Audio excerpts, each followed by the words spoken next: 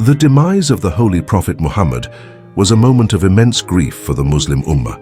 Yet amidst this sorrow, a series of tragic events unfolded, particularly affecting his beloved family, Imam Ali and Lady Fatima. Imam Ali, the closest companion and cousin of the Prophet, was overwhelmed with grief. While the community should have been in mourning, political ambitions took center stage. The leadership of the Muslim community was swiftly decided at Saqifa, without the presence or consultation of Imam Ali, who was busy with the burial rites of the Prophet. Lady Fatima, the Prophet's beloved daughter, soon found herself facing injustice. Her rights, including the inheritance of the land of Fadak, were contested and denied.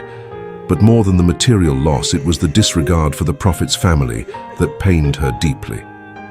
In the days that followed, tensions escalated.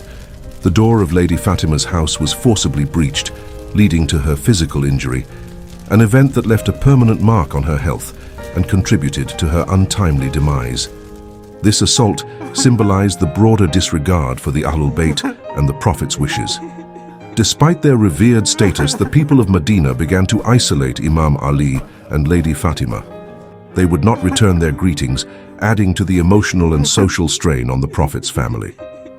Lady Fatima, in her desperate quest for justice, visited the homes of the Muhajirin and Ansar, seeking their support. But the doors were closed on her, and her pleas were ignored. This lack of support was a painful betrayal by those who had once pledged loyalty to her father. Heartbroken and isolated, Lady Fatima was even asked to leave the city to mourn her father. In response, Imam Ali built a small room for her on the outskirts of Medina, known as Baytul Huzun, the House of Sorrow. It became her sanctuary where she spent her remaining days in deep grief and prayer. Despite the oppression and pain, Imam Ali and Lady Fatima remained patient, upholding the values and teachings of the Prophet. Their suffering and perseverance became a beacon of resistance against tyranny and a source of inspiration for generations to come.